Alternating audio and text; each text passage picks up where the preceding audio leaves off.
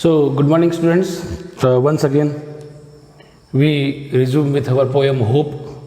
Today, we are going to do some blackboard work. So, because of this difficult poem, I'm going to just use the board so as to you can also learn how to write the answers. When I am writing this answer, try to write the same thing what I am writing on the board in your copy. Okay, so let's start. Now,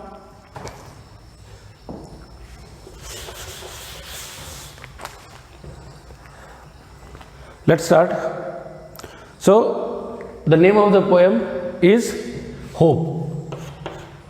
The first thing you will have to understand is that hope kills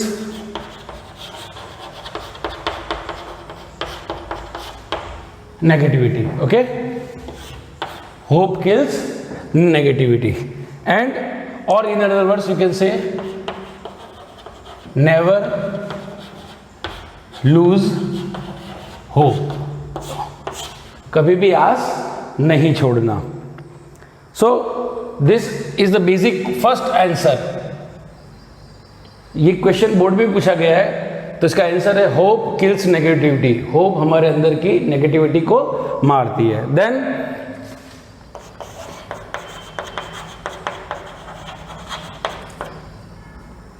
different names of hope है ना.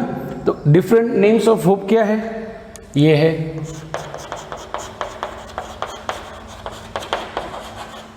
Expectation, future, relevance,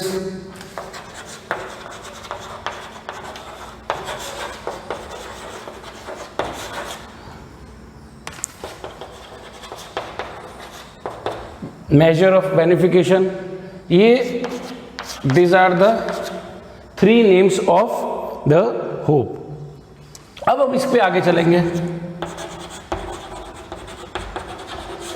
meaning of hope by poet. Poet ने इसको क्या नाम दिया है? Poet is given name. उसको क्या क्या है?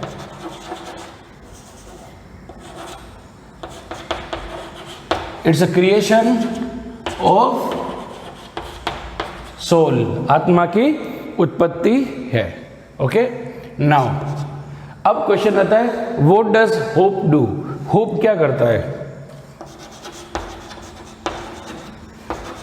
Makes us feel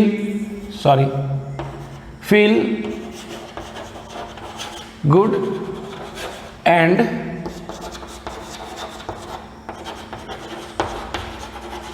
प्लेजरसम. हमको खुश करती है ना. उसके बाद में next what does the hope do. ये देखिए, ये एंटायर एक अलग कॉलम है ये होप का, है ना. Meaning of hope by poet, creation of soul. क्या करती है hope? Makes us feel good and pleasuresome. और फिर उसके अंदर देगा मेक अस क्वाइट एंड काम. और हमको खामोश और शांत रखती है. सो ये देखिए, अगेन मैं बोर्ड भी यूज़ कर रहा हूँ, तब भी मैं पोएट्री को दो भागों में यूज़ करूँगा. कल एक इसका पार्ट और पढ़ाऊँगा मैं बोर्ड का ही, राइट. सो अगेन इसको हम डिस्कस कर लेते हैं बिल्कुल शॉर्ट उसमें इंटरवल में. सबसे पहले आप देख रहे हैं होप. होप क्या करती है? मैं इधर आ जाता हूँ ताकि आप लोग बोर्ड अच्छे से देख पाएंगे. होप क्या करती है? Hope kills negativity. Again hope kills negativity. So hope आपको क्या सिखाती है? Never lose hope. कभी आशा नहीं छोड़नी. Okay, next what are the different names given by people? They are expectation, future relevance, measure of benefication. ये तीन तो वो हो गए. पोएट ने क्या नाम दिया है? Meaning of hope by poet. Creation of soul, आत्मा की उत्पत्ति है। मेक्स, अच्छा होप क्या करती है? Makes us feel good and pleasuresome, हमें खुश और आनंदित महसूस करवाती है। और क्या करती है? मेक्स अस क्वाइट एंड काम, हमको शांत और खामोश करते हैं। अभी आप इसमें ही इसका मोबाइल का स्क्रीनशॉट ले लीजिए, चालू वीडियो में ही अगर ले पाए तो।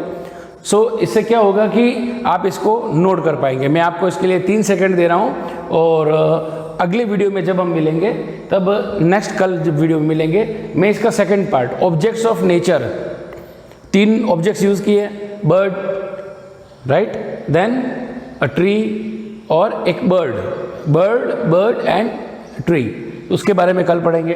तो ये आप इसको, मैं अभी आपके सामने स्क्रीन को मैं हट रहा हूँ, और पूरी स्क्रीन आप देख पाएंगे 3-4 सेकंड तक, और कल उस वीडियो में हम रिज्यूम करेंगे। Okay, thank you.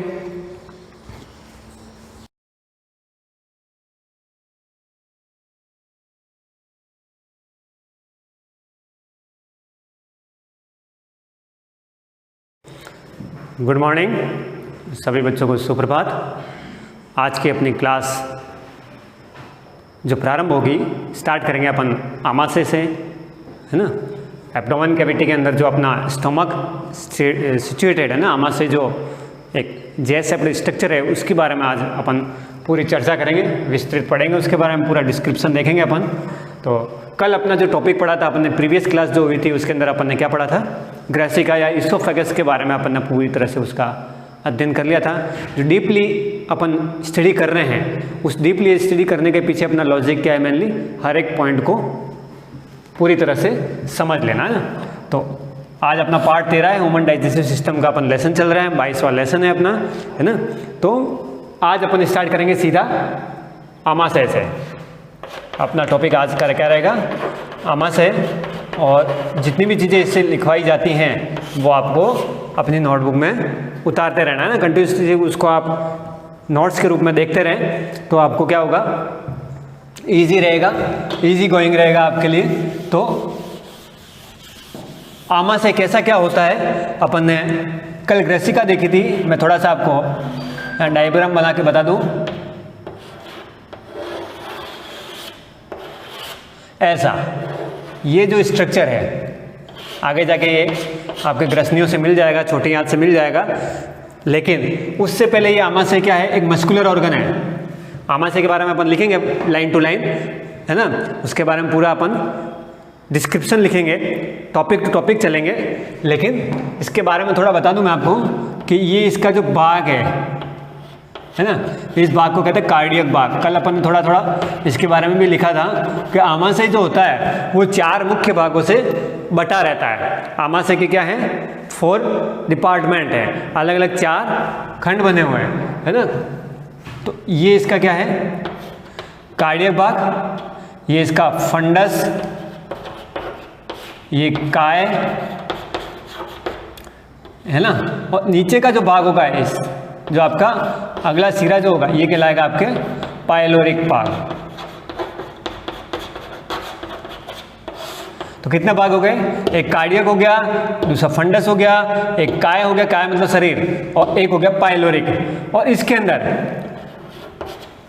2 अवरोधनियां भी होगी, मैंने बताया था, स्पिंक्टर्स, है ना, कार्डियक स्पिंक्टर्स या कार्डियक अवरोधनी।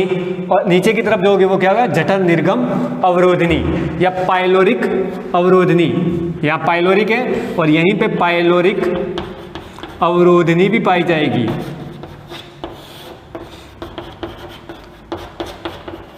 पाइलोरिक अवरोधनी। और यहाँ कौन सी थी? कार्डियक अवरोधनी या जठर अवरोधनी। क्या नाम पढ़ा था अपने कल? ये आमाशय का कार्डियक पार्ट है जो आपके ग्रेसिका को प्रवेश कराता है, यानी आमाशय जो है वो ग्रेसिका के माध्यम से जिस जगह से जुड़ा रहता है उस भाग को क्या बोलते हैं? कार्डियक भाग। इधर की तरफ जो भाग है पूरा ऑर्गन ही आपका क्या है? आमाशय जो भाग बना हुआ है पूरा ऑर्गन ही क्या है? मस्कुलर है, पेशीय वाला है ना, इसमें बोन वगैरह नहीं होती है ना। अपने इंटरनल बॉडी के अंदर जितने भी ऑर्गन हैं वो सारे, जितने भी इंपॉर्टेंट ऑर्गन हैं वो सारे क्या मस्कुलर पार्ट, पेशी वाले, उनमें कोई हड्डियाँ वड्डियाँ नहीं पाई जाती। जैसे हार्ट ले लो, लीवर ले लो, लंग्स ले लो, स्टमक ले लो, ये सारी चीज़ें क्या मस्कुलर पार्ट है ना। और ये क्या होते हैं, जितने भी मस्कुलर भाग हैं बॉडी के अंदर वो क्या होते हैं, संकुचित होते रहते हैं और शिथिल होते रहते हैं। इसका मतलब इनके अंदर कॉन्स्ट्रक्शन आता रहता है और वापस शिथिल हो जाते हैं। तो इस तरह ये जो आमाशय है हमारा, ये 4 या 4 डिपार्टमेंट या 4 जोन में पूरी तरह से बटा हुआ है। इसके अंदर जो फंडस पार्ट है ये लगभग आपके स्टोमक का 80% पार्ट को कवर करता है। फिर एक बॉडी वाला भाग है जिसे अपन काय बोलते हैं, एक पाइलोरिक पार्ट है जो आपके इन आगे जाती हुई नली या आगे जाती हुई नली को क्या बोलेंगे, ग्रसनी। ग्रसनी मीन्स यहाँ ग्रसनी से क्या मतलब, छोटी आंत, स्मॉल इंटेस्टाइन, उससे ये वाला आपका आगे का पाइलोरिक भाग जुड़ जाता है। लेकिन इस पाइलोरिक भाग में फिर से एक अवरोधनी आ जाती है, उसको बोलते हैं पाइलोरिक अवरोधनी। अब ये अवरोधनी क्या है, अवरोधनी को बोलते हैं स्फिंक्टर्स। क्या बोलते हैं, स्फिंक्टर्स। अगर पाइलोरिक है या कार्डियक है तो कार्डियक स्फिंक्टर्स, और पाइलोरिक है तो पाइलोरिक स्फिंक्टर्स ना। तो ये जैसा नाम है उसके आगे उसका नाम जोड़ देना, स्फिंक्टर्स दोनों तरफ हो जाएगा।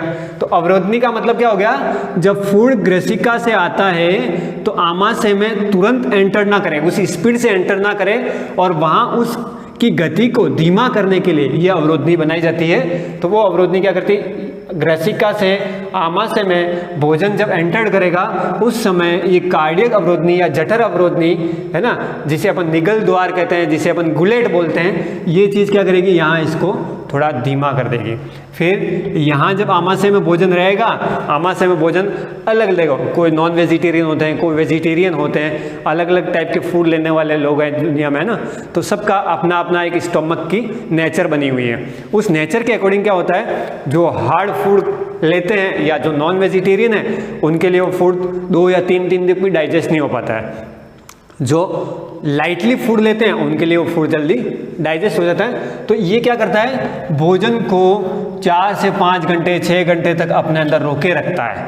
और इसका मुख्य कार्य क्या होता है कि ये भोजन को जो एक अस्थायी रूप से कंट्रोल करता है, टेम्परेरी या स्टोर करता है, अस्थायी रूप से संग्रहित करने का जो काम होता है, सबसे मेन कार्य इस आमाशय का या स्टोमक का सबसे मेन फंक्शन जो होता है वो क्या होता है, ये फूड को टेम्परेरी स्टोर करता है, यानी कि यहाँ अस्थायी रूप से भोजन कुछ समय के लिए स्थिर रहता है, पड़ा रहता है। इसके अंदर भी डाइजेशन होता है, अभी पूरा अपन डीपली पढ़ेंगे। इसके अंदर भी डाइजेस्टिव होता है, इसके अंदर भी एंजाइम आएंगे, इसके अंदर भी लेयर्स आएगी, इसके अंदर भी एंजाइम्स आएंगे, इनके अंदर भी एसिड्स आएंगे, ये सारी चीज़ें इसके अंदर आएगी। तो अभी अपन लाइन टू लाइन एक एक पॉइंट्स लिखेंगे इसके बारे में, लेकिन ये समझा रहा था मैं आपको पाइलोरिक या अवरोधनी। तो ये क्या करेगी, जब आमाशय में कुछ मात्रा में भोजन का लसलसापन बन जाएगा, डाइजेस्टिव होने लग जाएगा, तो यहाँ से यहाँ जब एंटर करेगा छोटी आंत के रूप में, छोटी आंत के, तो ये अवरोधनी उसकी स्पीड को थोड़ा कम करके यहाँ से आराम से इसे पुश बैक करेगी। यहाँ एक आपकी चीज़ होती है ऐसे, इसको बोलते हैं तनुपट, है ना। हिंदी में नाम क्या होता है इसका, तनुपट। बहुत कॉम्प्लिकेशन नाम है, बहुत कॉम्प्लिकेटेड है, कभी सुना नहीं सुना क्या पता, लेकिन इसका जब दूसरा नाम लिखूंगा तो आपको फट से याद आ जाएगा। इसको दूसरा बोलते हैं डायफ्राम। क्या बोलते हैं, डायफ्राम। ये तो आपने सुना होगा, है ना। तो ये डायफ्राम है, ये क्या करता है, इस स्टमक की सबसे बड़ी पेशी है, ये इस पूरे स्टमक का आपको कवर करने का काम करती है और उसको आगे वाली चीज़ों से थोड़ा नियंत्रित करने का काम करती है। तो ये डायफ्राम बना हुआ आपके इस स्टमक के रूप में ऊपर की तरफ घेरे हुए, तो वो एक पेशी नुमा होती है और ये स्टमक की सबसे बड़ी पेशी होती है। तो इस तरह से कुछ आपका डायग्राम बना हुआ है और ये 4 भाग या कंपार्टमेंट इसके आमाशय के बने हुए हैं। अब अपन थोड़ा थोड़ा आमाशय के बारे में लाइन टू लाइन लिखेंगे कि आमाशय क्या होता है। जैसे मैं फर्स्ट लिखूं इसके बारे में, तो यह एक पेशीय जे आकार का अंग है जो हमारे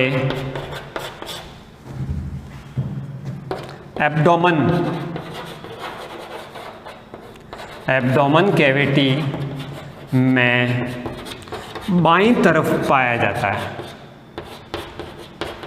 बाईं तरफ पाया जाता है। दिख रहा होगा ना आपको, जे कैसे लिखते हो आप? ऐसे जे लिखते हो तो थोड़ा जे जैसा ही स्ट्रक्चर बना हुआ है। तो ये क्या है, एक पेशीय चिकना है, ठीक है, और जे आकार का अंग है जो हमारे लेफ्ट साइड में, देखो ज़्यादातर ये आपकी वक्स पार्ट हो गया। यहाँ से आप देखोगे तो ऊपर की तरफ आपकी ग्रसिका आ जाएगी, उससे ऊपर ग्रसनी आ जाएगी, उसके ऊपर बक्कल कैविटी आ जाएगी ना, उसके ऊपर नासाद्वार, आपने नासाद्वार के अंदर गांठी ढक्कन है ना, ग्लोटिस, एपिग्लोटिस, ये सब आपने पढ़ लिया है। तो ये वक्स गुहा से निकलती हुई आपकी ग्रसिका आएगी। ग्रसिका के बारे में अपन कल पढ़ लिया, कितनी लंबी थी, 25 सेंटीमीटर, है ना। तो वो पूरी वक्स गुहा से होती हुई आपके कहाँ जुड़ रही, आमाशय के अंदर। तो पहली लाइन आपकी आमाशय की क्या होगी, यह एक पेशीय जे आकार का अंग है जो हमारे एब्डोमेन कैविटी में बाईं तरफ पाया जाता है। दूसरा कार्य क्या है कि ये हमारे भोजन को क्या करता है, इसका मुख्य कार्य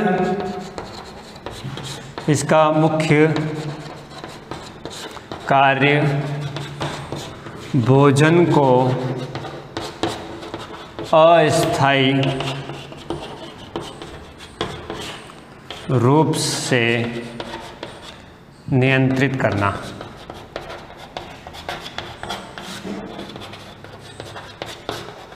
अस्थायी मतलब क्या, टेम्परेरी, स्टोर करना, टेम्परेरी स्टोर करना, है ना। तो इसका मुख्य कार्य फूड को टेम्परेरी स्टोर करने का होता है। तो ये इसका मुख्य कार्य होता है, या नियंत्रित करना या संग्रहित करना। इसको संग्रहित भी लिख सकते हो आप, ठीक है। ये इसका मुख्य कार्य हो गया, भोजन को कुछ देर के लिए संग्रहित करना या अस्थायी। अस्थायी क्यों बोला यहाँ, क्योंकि पूरा भोजन का जो भाग है या पूरा फूड मटेरियल जो है वो आपके यहाँ पे डाइजेस्ट नहीं होता, क्योंकि ऑलमोस्ट पार्ट जो होता है वो छोटी आंत तक जाने के बाद डाइजेस्ट होता है, जिसके अंदर पेप्सिन, रेनिन, है ना, ये सारे एंजाइम्स आपके वहाँ आके उसके अंदर मिलते हैं फूड में, तो जाके डाइजेस्ट होता है। क्योंकि यहाँ पूरी तरह से डाइजेस्ट नहीं होता है, इसलिए इसको क्या लिखा है, अस्थायी या टेम्परेरी, ठीक है। ये इसका मेन कार्य हो गया। तो फिर मैं आपको बता दूं, देखो इसकी जो संरचना बनी हुई है पूरी, आपने नाम लिख दिया हो तो मैं नाम वापस मिटा रहा हूँ। देखो ये पूरी जो संरचना लिखी हुई है, इस संरचना में 2 खांच बन रही है, देखो आपके, ठीक है। ये सब नाम मिटा रहा हूँ एक बार और बता रहा हूँ आपको। देखो एक तो ऐसा बन रहा है, ऐसा, और एक क्या हो रहा है, इंटरनल निकल रहा है, ऐसा यूँ जाके आ गया। तो ये जो 2 खांच बनी हुई है, एक एक्सटर्नल और एक इंटरनल, इनके क्या नाम है, इनके नाम लिख लो आप। एक तो बोलते हैं लेसर कैविटी और दूसरे को बोलते हैं ग्रेटर, ठीक है। एक ग्रेटर है ये, जैसे इसको बोलते हैं लेसर, इसको बोला जाता है ग्रेटर, ठीक है। तो ये 2 पार्ट और इसके अंदर बने हुए हैं। फिर अपन बात करेंगे इसके 2 छोर की। ये तो मुख्य कार्य लिख दिया मैंने, एक ऐसा अंग होता है वो भी लिख दिया। इसके 2 छोर की बात करेंगे। इसके 2 छोर कौन कौन से, एक तो अग्र छोर या अग्र सिरा जो आपके कौन सा है, कार्डियक वाला। दूसरा जो अंतिम छोर या दूसरा सिरा है वो आपके कौन सा है, पायलोरिक, है ना। तो इन 2 के बारे में अपन लिखते हैं कि पायलोरिक क्या होता है और कार्डियक क्या होता है। तो कार्डियक सिरा और पायलोरिक सिरा, इन दोनों के बारे में लिख लेते थोड़ा थोड़ा। फिर अपन और इसके बारे में अंदर जाएंगे। तो एक सिरा आपके कौन सा गया, इसकी 2 ओपनिंग या 2 सिरे लिख सकते हैं। 2 ओपनिंग कौन से है, 2 सिरे कौन से हैं इसके, एक तो हो गया आपका कार्डियक सिरा, और कार्डियक सिरा क्या काम करता है, या कार्डियक सिरा क्या चीज़ है, कार्डियक सिरा क्या होगा, इस आमाशय को ग्रसिका से जोड़ने का काम करता है। क्या करता है, इस छोर में आके आपकी क्या खुलती है, ग्रसिका खुलती है। तो क्या लिखेंगे इसमें, आमाशय के इस भाग में, आमाशय के इस भाग में ग्रसिका जुड़ती है या खुलती है। तो क्या लिख सकते हैं, आमाशय के इस भाग में ग्रेसिका खुलती है या oesophagus open in the cardiac side of stomach. क्या लिख सकते हैं, ईसोफेगस, ये ईसोफेगस है, oesophagus opens in cardiac side in stomach. ठीक है, फिर आपका दूसरा सिरा कौन सा है, पायलोरिक सिरा।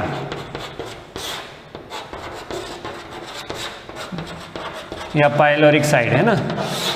इसमें क्या होता है कि इस भाग में क्या है आपका, ये भाग या ये सिरा छोटी आंत के ड्यूडेनम से जुड़ता है, ड्यूडेनियम से। आप जानते हो छोटी आंत के भी 3 अलग अलग पार्ट हैं, जेजुनियम, ड्यूडेनियम, ऐसे अलग अलग पार्ट बने हुए हैं किसके, छोटी आंत के ना। तो उसमें से जो एक पार्ट है ड्यूडेनियम का, ये वाला पार्ट है ना। तो इस ड्यूडेनियम पार्ट से कौन सा सिरा जुड़ रहा है स्टोमक का, देख लो आप, ये पायलोरिक रीजन है, पायलोरिक साइड है। तो ये सिरा छोटी आंत के ड्यूडेनियम से जुड़ता है। ठीक है, तो साइड की बात कर ली अपन ने, 2 सिरों की बात कर ली, एक तो ऊपरी सिरा जो ग्रेसिका से जुड़ता है और एक अंतिम सिरा जो छोटी आंत से जुड़ता है। तो ये दूसरा भाग हो गया ना। तो इस तरह से अपन ने इसके 2 छोर की बात कर ली। अब थोड़ा सा मैं इसके लिए एक मुख्य बिंदु बता देता हूँ। इसके अंदर अलग से अपन स्टार लगा के लिखेंगे, आमाशय में, आमाशय पेरिटोनियम, पेरिटोनियम झिल्ली से घिरा रहता है, झिल्ली से घिरा रहता है। कौन सी झिल्ली पाई जाती है आमाशय में, आमाशय जो है आपके पेरिटोनियम झिल्ली द्वारा आश्रित रहता है या पेरिटोनियम झिल्ली से घिरा रहता है। और इस पेरिटोनियम झिल्ली के अंदर 2 उत्तक होते हैं। कौन से उत्तक, एक तो वसीय उत्तक और दूसरा आपके लसिका उत्तक। तो आमाशय में कौन सी झिल्ली है, ये स्टार लगा के आपको अंडरलाइन करके लिखनी है। आमाशय जो है आपके पेरिटोनियम झिल्ली से घिरा रहता है या आश्रित रहता है, कवर्ड रहता है। और इस पेरिटोनियम झिल्ली के अंदर 2 टिश्यू होते हैं जिनको बोलते हैं, एक तो वसीय और एक कहते हैं लसिका, है ना।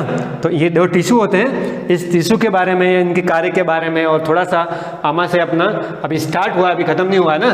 तो आगे जब भी अपनी नेक्स्ट क्लास होती है उस क्लास के अंदर अपन आमाशय का भाग 2 ले लें, या ये फर्स्ट पार्ट ले लें अपन आमाशय का।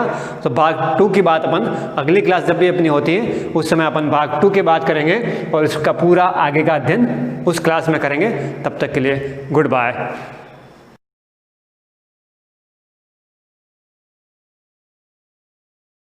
Good morning students, welcome to the class again. Last class में हमने डिटर्मिनेंट के एग्जांपल सॉल्व कर लिए थे, जिसके अंदर आपको ऑपरेशन अप्लाई करके डिटर्मिनेंट को एक्सपांड करना था। विदाउट एक्सपांडिंग आपको उसका आंसर लेकर के आना था।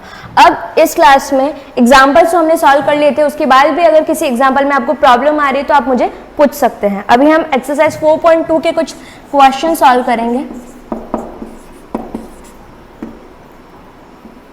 बहुत ही ज्यादा इजी क्वेश्चन है, बस आपको क्वेश्चन को समझने की जरूरत है। जैसे क्वेश्चन नंबर 1 जो आपका दे रखा है, if LM23 is equal to 0 then find the L ratio M। तो यहाँ पर डायरेक्टली आंसर आ जाता है cross multiply 3L minus 2M that is equal to 0। यहाँ से 3L is equal to 2M।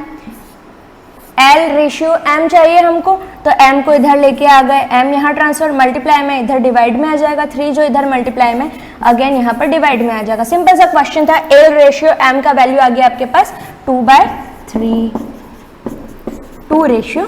Clear. Now the next second question जो आपका है, find the minor of elements of second row of determinant.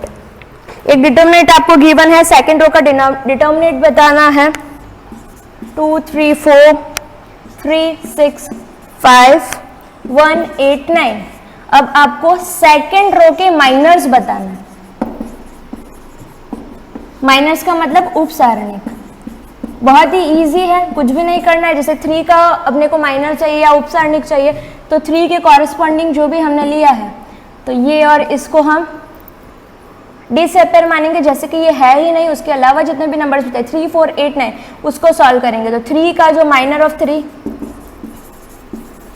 आपके पास आ जाएगा 3, 4, 8, 9, इसको सॉल्व करेंगे तो जो भी आपका आंसर है 27 माइनस 32, और इसको आगे आप सॉल्व कर लेंगे। इसी तरीके से 6 का भी रहेगा, 6 के कॉरेस्पॉन्डिंग कॉलम और रो हट जाएगा, बाकी जो नंबर बचता है उसको रीअरेंज कर देंगे। तो इस तरीके से 6 का जो माइनर आ जाएगा वो आ जाएगा 2, 4, 1 एंड 9, इसको आपको सॉल्व करना है आगे। 9 2 जा 18 माइनस 4, जो भी आंसर आ रहा है आपका। 5 के अंदर सिमिलरली कॉरेस्पॉन्डिंग कॉलम और रो हट जाएगा, बाकी जो बचा उसको डिटर्मिनेंट में लिखना है, that is a minor of 5। तो सेकंड रो का इस तरीके से आपका माइनर निकल जाएगा या फिर उपसार निकल जाएगा। फिर आता है question number 3, find the value of determinant. एक डिटर्मिनेंट आपको गिवन है 13, 16, 19 एंड 14, 17, 20, 15, 18 और 21। This is 18, 15। Okay, this is the determinant. ये क्वेश्चन नंबर 3 है आपका एक्सरसाइज का ही।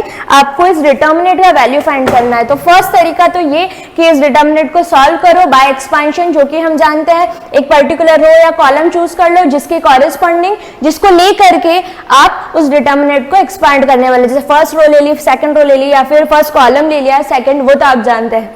अगर नहीं, हम इतना बड़ा कैलकुलेशन नहीं करना चाहते, तो क्या करेंगे, हमने जो प्रॉपर्टीज यूज की थी, पढ़ी थी, उनका यूज यहां पर करेंगे। तो यहां पर जब हम इसको ऑब्जर्व करते हैं, फर्स्टली इन नंबर्स को चेक करो, 13, 16, 19, 14, 15, 18, 21। तो जब हम इसको ध्यान से देखते हैं तो हमको नजर आता है कि इफ देयर इज 13, तो नीचे वाला नंबर क्या है 14 एंड अगेन 15, 16, 17, 18, 19, 20, 21। तो यहाँ पर 13 के जस्ट बाद 14 आ रहा है, यानी कि 1 का डिफरेंस, फिर अगेन 1 का डिफरेंस और 15 आ रहा है। इसका मतलब इन सब में जो डिफरेंस आ रहा है वो 1 का आ रहा है, चाहे आप 16, 17, 18 देख लो, 19, 20, 21 देख लो, तो डिफरेंस इज 1। तो यहां से हम कुछ इसको इजी फॉर्म में कन्वर्ट कर सकते हैं। तो कैसे करेंगे, दोनों का डिफरेंस 1 आ रहा है, इन दोनों का डिफरेंस भी 1, इन दोनों का डिफरेंस भी 1, तो ये this is your row 1 and this is your row 2। आप चाहो उसमें से उसको माइनस कर सकते हो। तो यहाँ पर मैं क्या कर रही हूँ, R2 में से R1 को माइनस किया और उसको लिखा मैंने R1 की जगह पर। तो क्या हो जाएगा, ये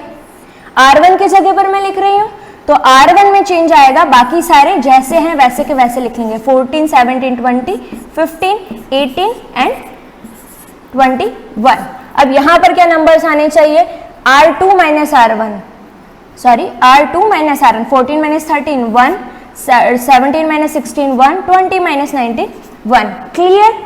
नाउ द नेक्स्ट स्टेप, यहाँ 1 1 1 आ गया, हमको पता है कि इन दोनों का डिफरेंस भी 1 1 है, तो हम क्या करेंगे, इस R3 में से R2 को माइनस कर देंगे और लिखेंगे सेकंड के प्लेस पर। या फिर आपका मन करता है कि नहीं हम R3 के प्लेस पर लिखेंगे, तो भी इट्स ओके, दोनों में से कुछ भी ले सकते हैं। तो यहाँ पर मैं R2 की प्लेस पर लिख रही हूँ R2 माइनस, जैसे R1 की जगह पर लिखा था R2 माइनस R1, R2 की जगह पर लिख रहे हैं हम R3 माइनस R2। अब इसमें एक चीज आप और ध्यान रखना, जिस तरीके का आपने यहाँ पर चलाया वैसे यहाँ पर भी चलाएंगे स्टेप। जैसे R2 माइनस, जैसे R1 के प्लेस पे लिखा R2 माइनस R1 किया, तो यहाँ पर R3 माइनस R2, बड़े में से छोटा माइनस करेंगे। तो यहाँ पर जो नंबर बनेगा आपके पास वो आएगा कुछ इस तरीके से, ये मैं यहाँ पर लिख रही हूँ, दिस इज योर 1 1 1, इसमें तो कोई भी चेंज नहीं आएगा। थर्ड जो रो है आपकी माइनस 15, 8, 21 सेम रहेगी, बीच वाला चेंज हो जाएगा। तो अब यहाँ पर जो मैंने माइनस लिखा है that's not minus, by mistake यहाँ माइनस आ गया, अब ओनली प्लस 14 ही है। अब यहाँ पर 15 में से 14 माइनस किया तो कितना आया 1, 18 में से 17 1, 21 में से 21। तो अब ये डिटर्मिनेंट हमारे पास बन करके आया। अब इस डिटर्मिनेंट को जब हम देखते हैं तो हमको क्या पता चलता है, यहाँ भी 1 1 1 है और सेकंड रो भी ऑल्सो 1 1 1। तो दो रोज जब आइडेंटिकल हो जाते हैं, since here R1 is equal to R2, दो रोज जब आइडेंटिकल सिमिलर हो जाते हैं, सेम टू सेम हो जाते हैं, उस कंडीशन में और डिटर्मिनेंट का वैल्यू इज 0। तो इस डिटर्मिनेंट का वैल्यू क्या आया 0। Let the del is equal to this, तो उसका वैल्यू हमारे पास क्या आ गया 0। क्लियर है सबको। तो बिना एक्सपांड करे हमारे पास आंसर इसका आ गया। नाउ नेक्स्ट क्वेश्चन हम लेते हैं। क्वेश्चन नंबर 3 हो चुका है, 4th इज थ्योरेटिकल है, सीधी सी बात पूछी गई है। If the first and third column, अगर तो फर्स्ट और third column of any determinant are interchange, अगर उनको आपस में इंटरचेंज कर दिया जाता है, for example R1, if the first and third column, sorry column है, फर्स्ट एंड थर्ड कॉलम को आपस में इंटरचेंज कर दिया जाता है, तो what is the effect on the value of the determinant, तो डिटर्मिनेंट की वैल्यू पर क्या इफेक्ट आएगा, इस बारे में हम पहले भी बात कर चुके हैं कि अगर कोई भी दो रोज या दो कॉलम्स को इंटरचेंज किया जाता है तो जो आपका डिटर्मिनेंट बन करके आता है, फॉर एग्जांपल डेल आपका ओरिजिनल है और जिसमें आपने चेंज किया है दैट इज डेल डैश, तो क्या होगा जो नया बन करके आएगा that would be the negative of original, that would, तो जो पूरा डिटर्मिनेंट है उसका साइन चेंज हो जाएगा। पहले आंसर अगर -6 आ रहा था तो अब +6 आएगा, पहले +6 आ रहा था तो अब -6 आएगा। क्लियर है? Now question number 5, prove that 1y y plus z 1zx z plus x, question number 5 चल रहा है आपका, z plus x 1xy and x plus y that is equal to x minus y multiply by y minus z into z minus x। Okay, ये चीज आपको prove करनी है, prove that. अब ये आपको आंसर लेकर के आना है, ज्यादा कुछ डिफिकल्ट नहीं है, आपको ये चीज प्रूव करनी है। तो प्रूव करने का तरीका सबसे तो ये है कि आप एक्सपांड कर लो इसको और आपका आंसर ये आना चाहिए। नहीं तो सबसे बेस्ट है कि इसको किसी भी तरीके से इतना इजी बना दो कि एट द एंड आंसर ये आए। तो आपके आंसर क्या रहे, मल्टीप्लाई में आ रहे x minus Y, Y minus Z, Z minus X. तो कुछ भी ऐसा करो इसके अंदर कि इस डिटर्मिनेंट के बाहर या तो आप x माइनस वाई ले आओ या y माइनस जेड या z माइनस एक्स। ये तभी पॉसिबल है जब किसी पर्टिकुलर रो में सारे एलिमेंट में x माइनस वाई आ रहा हो या फिर किसी पर्टिकुलर कॉलम में x माइनस वाई आ रहा हो, तब आप उसको बाहर निकाल सकते हो और बाकी के एलिमेंट्स हम 1 बाय 1 लेके आते रहेंगे। और नहीं तो ये कोशिश करेंगे कि डिटर्मिनेंट में किसी पर्टिकुलर रो में हम जीरोस लाने की ट्राई करें ताकि वो इजीली सॉल्व हो सके। तो अब हम यहाँ देखते हैं 1 और 1 सेम है, 1 में से 1 माइनस करेंगे तो 0 आ जाएगा, तो यहाँ 0 वाला काम तो हमारा बन जाएगा। अब हमको क्या चाहिए, x minus Y, Y minus Z. तो जब हम 0 बनाते हैं तो ओनली 1 में से 1 तो माइनस कर नहीं सकते, R1 में से R2 माइनस होगा, तो यहाँ पर क्या एक्सप्रेशन बनेगा, 1 माइनस 1 इज 0। यहाँ पर होगा वाई जेड, ये रफली हम चेक कर रहे हैं ताकि स्टेप डालने से पहले कंफर्म कर ले कि हम सही जा रहे हैं या नहीं। Y Z minus Z X, तो जेड कॉमन निकाला तो वाई माइनस एक्स। अब देखो वाई माइनस एक्स कहीं आ रहा है क्या हमारे इसमें, एक्स माइनस वाई, ठीक है वाई माइनस एक्स नहीं आ रहा लेकिन एक्स माइनस वाई जरूर आ रहा है। तो ठीक है, हम इसमें से ये माइनस न करके पहले हम R1 में से R2 माइनस कर रहे थे, अब क्या करेंगे R2 में से R1 माइनस करेंगे तो क्या हो जाएगा, ये वाला माइनस कर, ये वाला प्लस कर, ये माइनस और ये प्लस, और ये कुछ इस तरीके से बनेगा। फिर से देखिएगा इसे,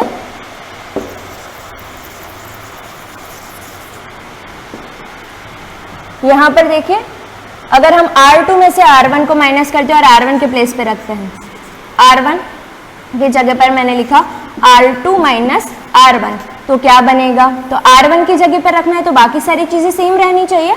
तो 1 zx जैसा था वैसा ही, z प्लस एक्स, यहाँ पर 1 xy and x plus Y. Now यहाँ पर क्या होना चाहिए, R2 माइनस R1, तो 1 में से 1 माइनस होगा, zx में से yz माइनस होगा, तो देखो zx में से yz माइनस होगा तो z कॉमन निकल जाएगा, तो क्या आया x माइनस वाई, तो हमारे पास z कॉमन निकल गया x minus Y. Now the second one, z plus X में से माइनस करना है आपको y प्लस जेड, तो साइन बदल जाएंगे, तो ये हो जाएगा y माइनस जेड। तो क्या हो जाएगा, यहाँ पर देखो माइनस जेड से प्लस का जेड हट गया और क्या बचा x माइनस वाई, जो कि हमको चाहिए था।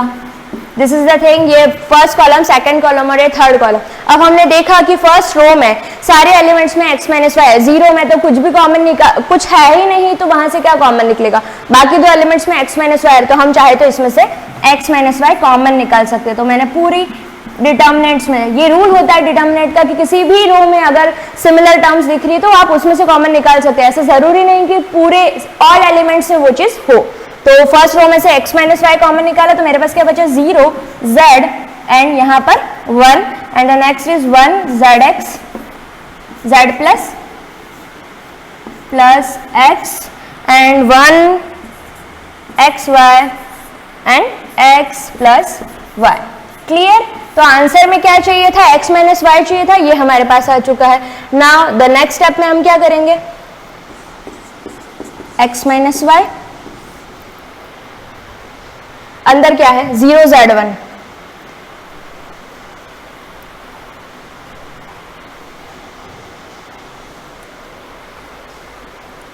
0 z1 and the other thing is 1 zx z plus x 1 zx z plus x। अभी भी दो टर्म्स मल्टीप्लाई में बाकी है, उसको हम ये सॉल्व करके लाएंगे 1 xy x plus y 1 xy x plus y। अब क्या चाहिए हमको, x माइनस वाई आ चुका है, हमको चाहिए y minus z and z minus x लेके आएंगे, बिल्कुल लेके आएंगे। y माइनस z भी चाहिए और z माइनस x भी चाहिए। तो हम कोशिश करेंगे किसी पर्टिकुलर रो या कॉलम में हम z माइनस x या y माइनस z कुछ लेकर के आ सके। तो अगेन हम यहाँ देखते तो 1 1 फिर से दिख रहा है, तो 0 तो बनाने का काम इजी हो जाता है कि इन दोनों को आपस में माइनस करेंगे तो 0 तो आ ही जाएगा। अब इसको देखते हैं, हम इसको आपस में माइनस करते तो क्या बनता है z माइनस वाई, हमको क्या चाहिए y माइनस z चाहिए, तो y वाली टर्म को पहले रखेंगे यानी R3 में से R2 को माइनस करेंगे। तो लिख लो उसको किसी भी जगह पर, चाहे R2 पे रखना चाहो या R1 पर। तो मैंने R2 की जगह पर लिखा R3 माइनस R2। तो जिस तरीके का पैटर्न आपके पहले चल रहा है उसी तरीके का आगे के स्टेप्स में भी चलना चाहिए। जैसे पहले हमने किया था, यहाँ पर देखो स्टेप में R2 माइनस R1 किया है, जिसके भी प्लेस पर लिख रहे हैं वो माइनस के बाद आ रहा है, R2 माइनस R1 किया है। तो जैसे मैं R2 की जगह पर लिख रही हूँ तो I should do R3 minus R2, ठीक है, ताकि आंसर में जो प्लस माइनस का डिफरेंस आता है वो ना आए। अब R3 माइनस R2 करें, क्यों, रीजन क्या, ताकि मेरे पास 1 में से 1 गया तो 0, और जब xy में से zx में माइनस करूंगी तो मेरे पास आ जाएगा x कॉमन निकल जाएगा and we would have y minus z। तो जो रिक्वायर्ड आंसर है वहां के आसपास हम पहुंच जाएंगे। x minus Y already common निकल रखा है, अंदर जो है सिर्फ R2 में चेंज आ रहा है, बाकी सारी चीजें सेम ही रहेगी। तो 1 xy x प्लस वाई, बाकी चीजों में कंफ्यूज नहीं होना है, उनको पहले से लिख के रख लो, जिसमें चेंज आ रहा है उसमें करेंगे।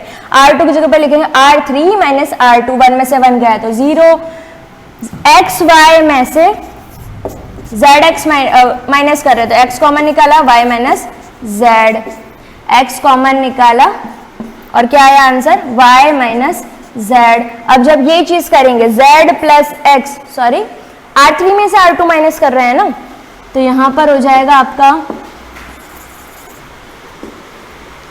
x प्लस वाई माइनस, वो साइन बदल जाएंगे, minus Y minus X, X plus X से माइनस एक्स कैंसिल, बचा y minus z। Okay, second row में सिर्फ y माइनस z नजर आ रहा है, उसको कॉमन निकाल दिया, we have x minus Y, y minus z। Second row में से कॉमन निकाला 0 z 1 0, यहाँ पे क्या बचना चाहिए सिर्फ x और यहाँ पर 1 x into Y, this is into, okay, and x plus Y. अभी एक और चीज बची हुई है which is z minus x हमको और चाहिए।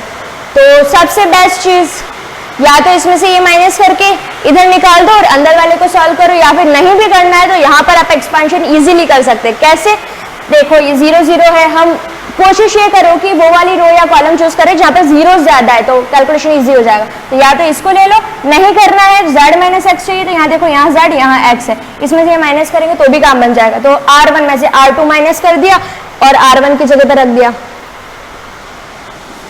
R1 की जगह पर रख दिया R1 माइनस R2। तो क्या आएगा हमारे पास आंसर, जो आएगा 0 minus 0 0 and z minus x and 0। तो क्या आ जाएगा आपके पास 0 minus 0 is this, z minus x ये रहेगा और 1 में से 1 गया तो अगेन 0। नाउ तो बाकी के जो नंबर बचे 0x1 0x1, प्रीवियस में 1xy x plus Y, 1xy x plus Y. Okay, अब यहाँ पर जो भी बच रहा है x minus Y, y minus z, okay, अब इसको सॉल्व करेंगे हम।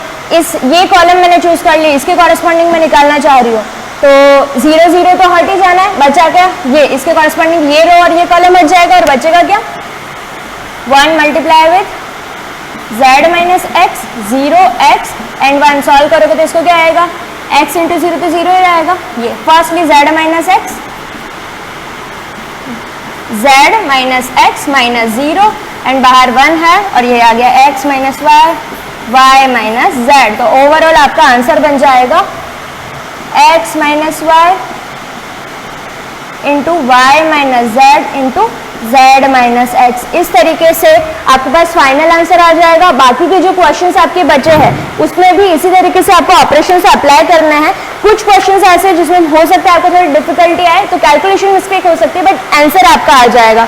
इसके बाद भी अगर किसी क्वेश्चन में कोई प्रॉब्लम आती है तो आप मुझे पूछ सकते हैं। और एक और चीज़, एक क्वेश्चन में मैं आपको हिंट दे देती हूँ। क्वेश्चन नंबर 11 जो है आपका, जिसमें ओमेगा स्क्वायर और ओमेगा के बारे में बताया, वहाँ पर क्या है कि ओमेगा क्यूब का वैल्यू जो होता है वो इक्वल टू 1 रहता है और 1 plus omega square that is equal to 0। यहाँ से जो चाहे हम रिलेशन लेके आ सकते हैं, like 1 is equal to minus omega plus omega square और minus omega square. Okay, use this properties. जितने भी क्वेश्चंस है वो आपको करने हैं, उसके अलावा कोई प्रॉब्लम आती है तो आप मुझे पूछ सकते हैं। अब नेक्स्ट टाइम से हम नेक्स्ट चैप्टर स्टार्ट करेंगे। Thank you.